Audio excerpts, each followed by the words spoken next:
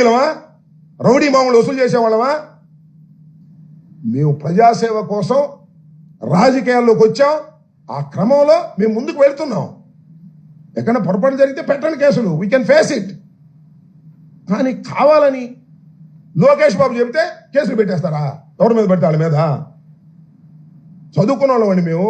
Doctor మీద case పెట్టారు, non bailable case. ఇవాళ సుధీర్ భార్గవ్ రెడ్డి మీద, డాక్టర్ శ్రీనివాస్ రెడ్డి మీద కేసు పెట్టారు. ఏంటిది? రోజులు ఎప్పుడు ఇలాగే ఉంటాయి అనుకున్నారా? అయిపోయింది సంవత్సరం. గుర్తుపెట్టుకోండి. యాక్సిడెంట్ జరిగితే దానికి జగన్మోహన్ రెడ్డి బలి చేశాడంటారా? జగన్మోహన్ రెడ్డి గారి వ్యక్తిత్వాన్ని హననం చేస్తారా? జగన్మోహన్ రెడ్డి ఎలాంటి వాడు?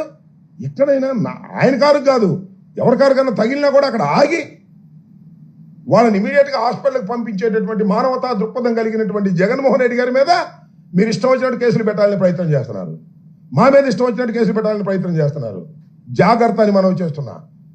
కాకి బట్టలు వేసుకొని చట్ట ప్రకారం వ్యవహరించండి తప్ప కాకి బట్టల ముసుగులో పచ్చ చొక్కాలు వేసుకొని మీరు ప్రవర్తిస్తే మేము దేనికైనా సిద్ధంగా ఉన్నామని కూడా ఈ సందర్భంగా నేను చెప్పదలుచుకున్నాను. న్యాయస్థానాలు ఉన్నాయి ఇక్కడ ప్రజాస్వామ్య దేశంలో.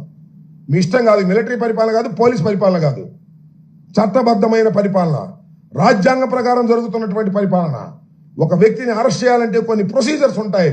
అన్ని ప్రొసీజర్స్ ని మీరు వైలేట్ చేసి మీరు అరెస్ట్ చేస్తున్నారు. రిమాండ్